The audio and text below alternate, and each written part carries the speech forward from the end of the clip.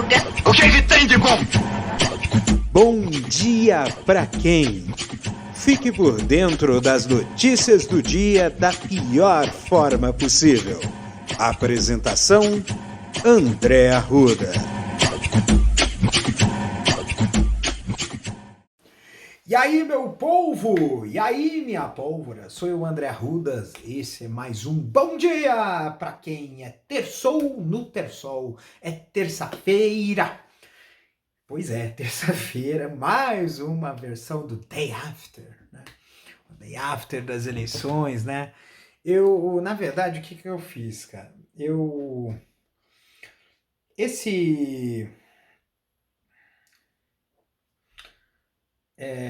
tive que fazer algumas reflexões sobre essas eleições.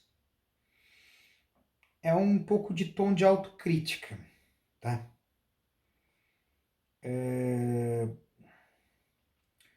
Porque, gente, a gente precisa aqui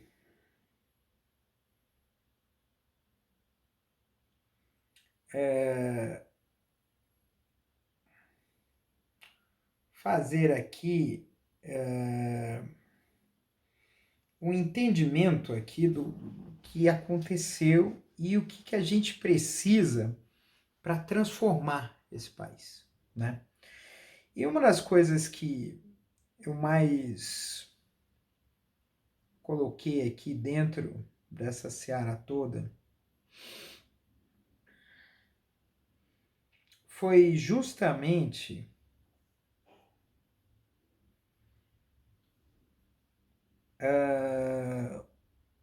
o que a gente errou, né? O que a gente errou nessa eleição, né? Eu enumerei num artigo, que eu até vou deixar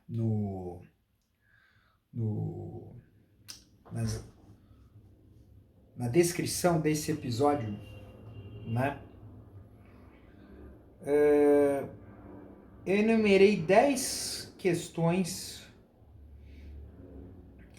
que a gente precisa colocar aqui, tá?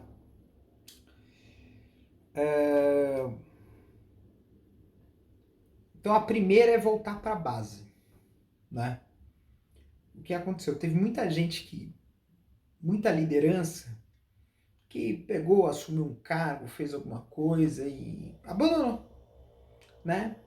E aí as pessoas têm as suas necessidades, suas carências, as suas coisas, né, importantes, os seus anseios, os seus desejos, a sua vontade de transformar, a injustiça que ocorre, o genocídio indígena, o genocídio preto que está em curso, e muita gente se sentiu abandonada. Vamos colocar no poder público que resolve. Não resolve. O poder público, quando está do nosso lado, vai trazer avanços, mas a gente precisa estar mobilizado. Não tem como manter as pessoas com o entendimento de que é preciso mudar se achar que essa mudança só vai vir de um pontinho só. A segunda, foi o que aconteceu no Rio de Janeiro, precisa colocar o coletivo acima de vaidades. Tá? Esqueci o nome do cara lá do Rio de Janeiro, presidente da Assembleia Legislativa do Rio de Janeiro, do PT. O PT, em vez de apoiar a candidatura do Mollon, resolveu fazer uma outra candidatura e aí dividiu votos. Então, o que aconteceu? Romário foi eleito e a soma dos votos do Mollon e desse candidato que o PT lançou daria para vencer o Romário, né? Então o coletivo tem que ficar acima das vaidades. Mas eu vou perder poder por causa do meu partido. Mas a ideia está tendo ganho, né? E isso ocorre, né? Eu acho que assim, essa questão ela ocorre não só entre partidos de esquerda, mas também internamente nos partidos, né? Então, é a questão de correntes partidárias que ficam dentro de partidos disputam espaço de poder e cada um quer que as coisas sejam resolvidas ao seu modo. Mas não seria melhor buscar uma solução conjunta em que todo mundo fortaleça para evitar essa autossabotagem que a gente sempre vê dentro da esquerda? É uma coisa que a gente precisa conversar aqui. Precisamos de renovação política. Acho que é um ponto muito importante. Acho que tem muita gente que brincou de príncipe e princesa, se acostumou na fantasia e não está deixando os outros brincar.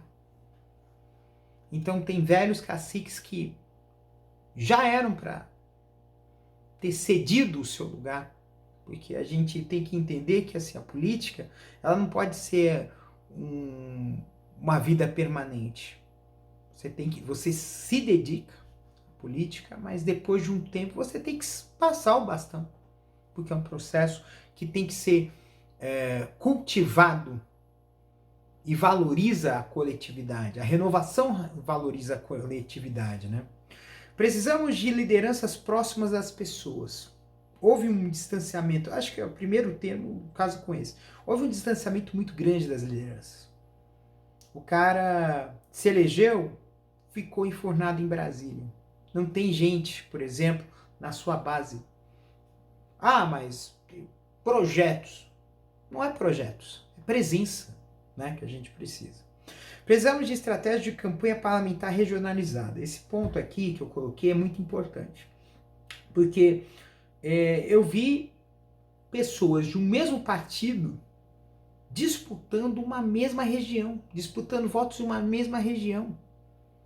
Foi o que aconteceu no Rio de Janeiro, né, com o Senado. Duas pessoas de um mesmo campo progressista disputando os votos.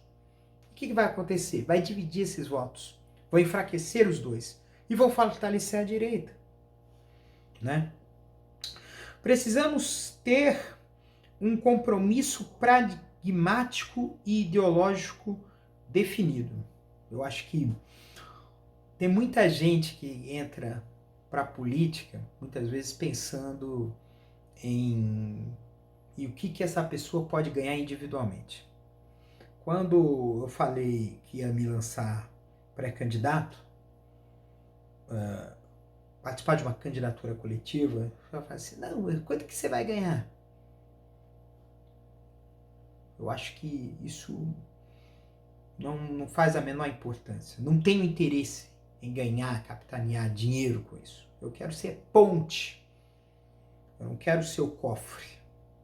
Eu não quero que as coisas, que depositem em mim rios de dinheiro. Eu quero ser a voz. Ser político, ser representante político é ser voz. É dar voz a quem te representa e ser voz nos espaços de poder. E tem muito político que está se esquecendo disso.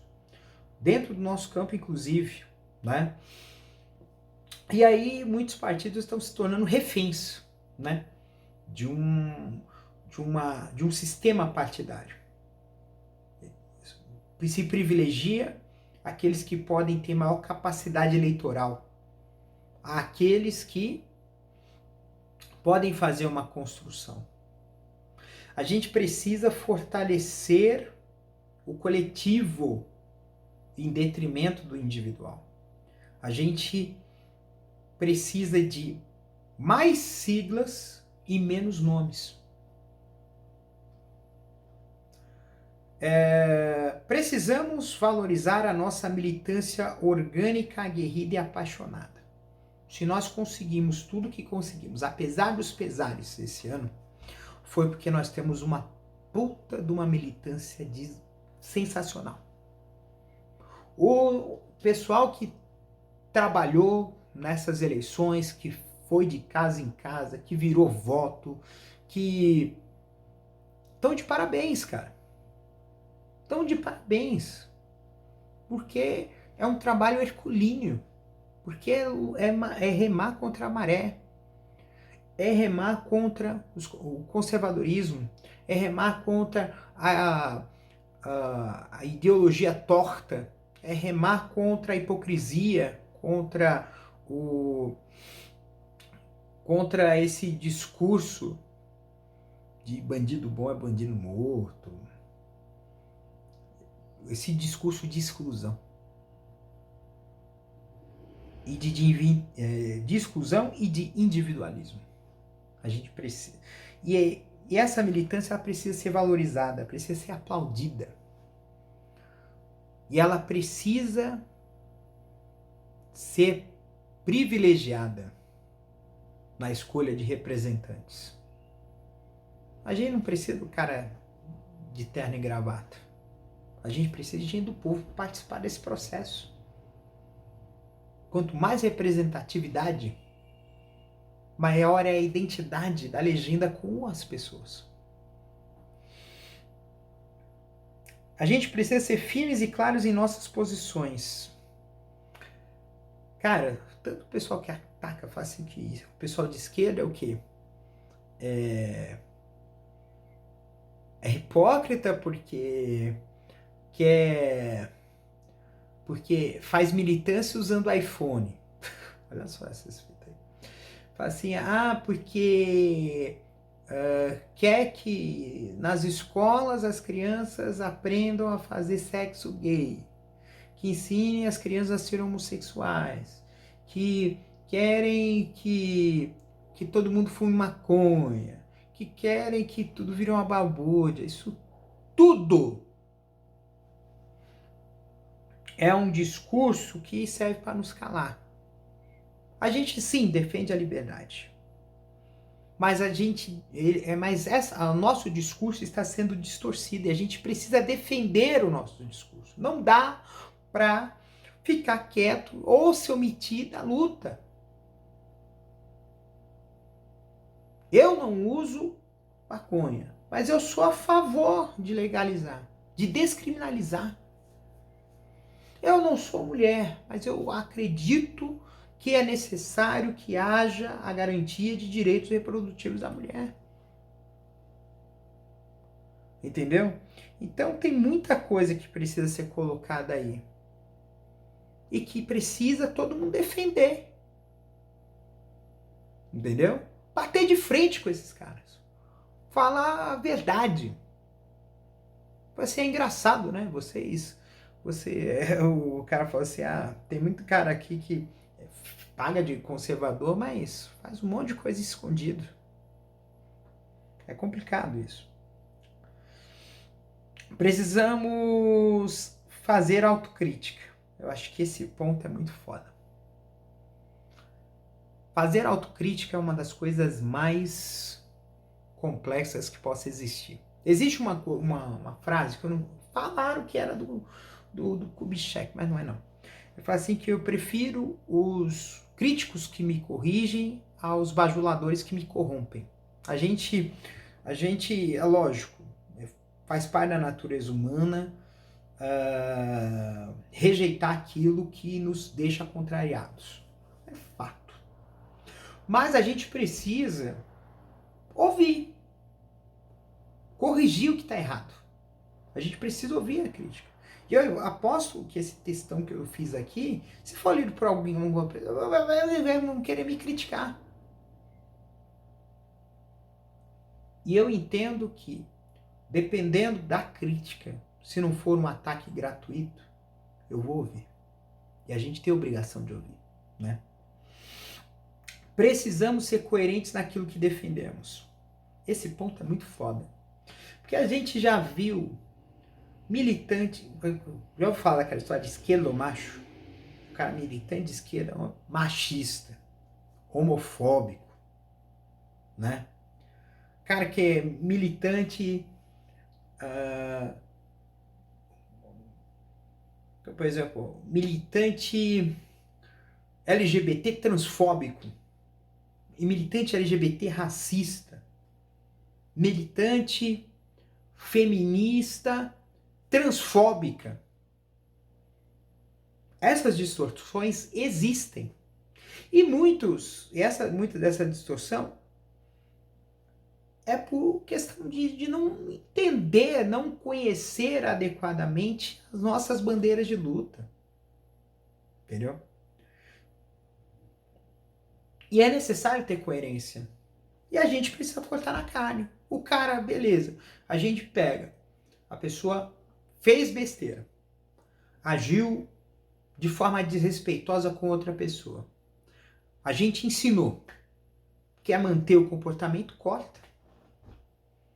Não dá mais para ter gente nos envergonhando. Ah, mas o cara é bom puxador de votos. Foda-se. Desculpa, foda-se. Que o cara puxa voto pra caralho. Foda-se. A gente precisa ter coerência. Porque se não tiver coerência, vai virar a casa da mãe Joana. E a gente precisa entender que a gente precisa trabalhar isso. Trabalhar com coerência. Entendeu? E aí, esse foi o 10º item, né? E o outro aqui é o seguinte, acho que talvez é um ponto mais importante que a gente precisa. A gente precisa ocupar os espaços e resistir aos ataques. A gente tem que lutar por aqueles que tombaram nessa terra lutando por justiça. Eu acho que não existe coisa mais motivadora na nossa vida, acho que dentro da militância que a gente tem, não existe algo mais motivador do que lutar, dar continuidade à luta que ainda não foi vencida. E que muitos lutaram para isso. Eu sou de esquerda, né? E sou LGBT. Quantas mulheres trans e travestis não morreram? Quantas mulheres trans e travestis que não morreram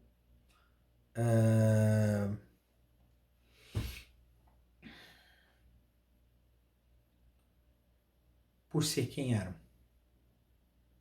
É por essas pessoas que a gente precisa lutar. Quantas mulheres que morreram de feminicídio nesse Brasil, nesse mundo? É por elas que nós temos que lutar. Quantas pessoas que foram mortas, pretos e pardos, indígenas que foram mortas em função de racismo? É por elas que a gente tem que lutar. A gente precisa ocupar os espaços. A gente precisa resistir. Mas a gente não pode esquecer quem lutou e deu a vida por essa luta. E é isso que a gente tem que dar continuidade. É para isso que a gente tem que lutar. Bem, gente, é terça-feira, terçou no Terçol. Eu queria só falar sobre isso. Acho que é uma das coisas que mais mudou desses 45 dias para cá é justamente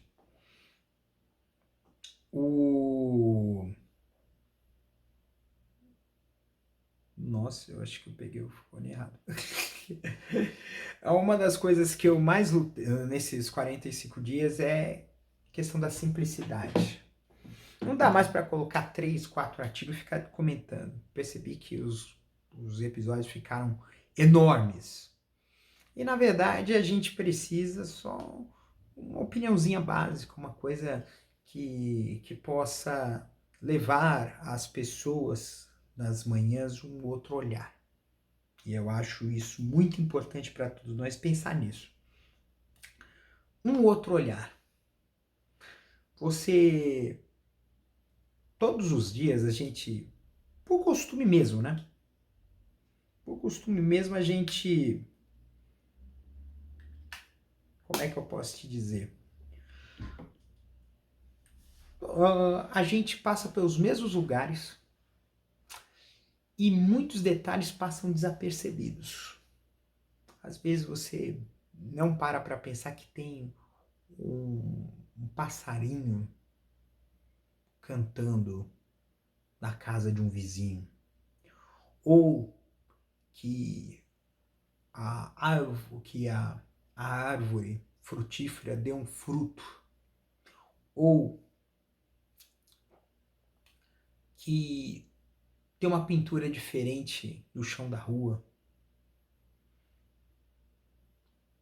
São detalhes que passam desapercebidos porque a gente acaba se acostumando às mesmas coisas e é lógico, a cabeça da gente, ela é muito, quando ela se acostuma, ela muda o foco de visão, ela deixa de ter um foco específico em alguma coisa e passa a ser um foco ampliado. O nosso olhar fica blasé. A gente olha para o nada. Aquilo tudo, como a gente já está acostumado, vira um completo nada. E aí a gente precisa mudar a nossa vida. Mudar a concepção. Pegar um dia, opa! Olhar as coisas com um outro olhar. Porque é olhando com outro olhar que a gente também muda o nosso olhar, muda a nossa percepção de mundo e passa a ver o mundo de uma forma diferente. A gente fica muito preso ao pessimismo, né? Putz, esse copo tá meio vazio. Mas, às vezes, o copo está meio cheio. E a gente não está se dando conta por isso. Ontem mesmo eu vi que a internet, né, sábado para domingo, domingo para segunda, né, depois do resultado da eleição, a internet se tomou por um pessimismo muito grande. Mas depois, quando eu fui ver os resultados, eu percebi que os resultados não eram de fato tão ruins. O que me motivou a escrever esse artigo, que está aí na descrição desse episódio, foi um tweet do Felipe Neto, que ele disse o seguinte, ele disse que tem muita gente se lamentando, que tinha mais ou menos assim, ele dizia que tinha muita gente se lamentando pela situação da política, né? Do resultado da eleição, mas que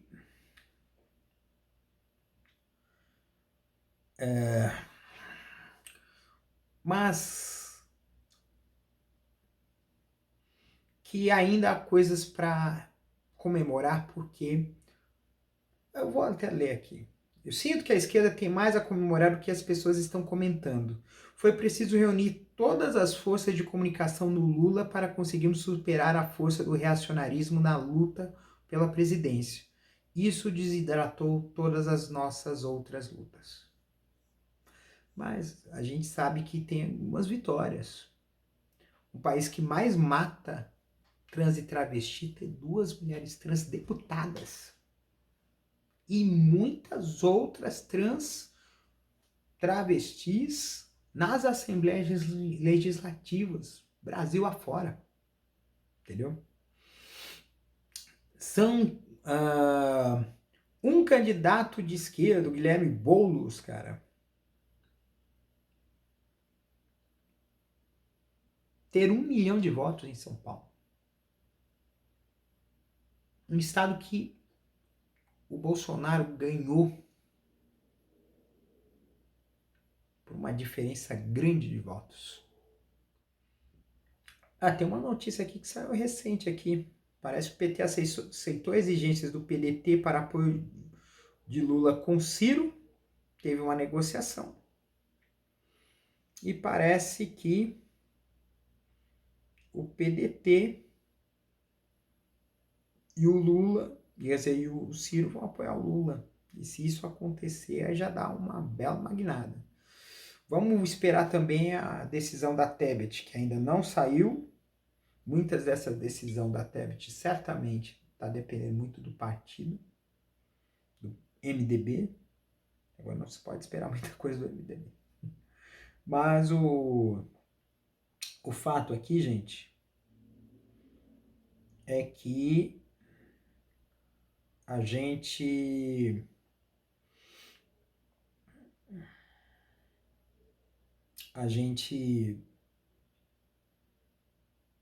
vai tentar buscar a vida com outros olhos, tá, gente? A gente vai conseguir sim. Tá bom? Um beijo no coração de vocês. Cuidem-se. Cuidem-se, tá? E até amanhã. Quarta-feira. Será que vai quartar no quartil? Esperamos que sim, hein? Bora! Este episódio é uma produção da Castor AMT. www.castor.com.br. Você pode encontrar este episódio e muitos outros do podcast Castor e seus escapes no endereço anchor.fm/castor ou nas principais plataformas de podcasting: Spotify, Apple Podcasts, Google Podcasts, Overcast, Castbox, Pocket Casts, Radio Public, Stitcher, Deezer, TuneIn, Resso, Amazon Music e Audible. Siga o podcast nas mídias sociais. Os endereços estão na descrição deste episódio.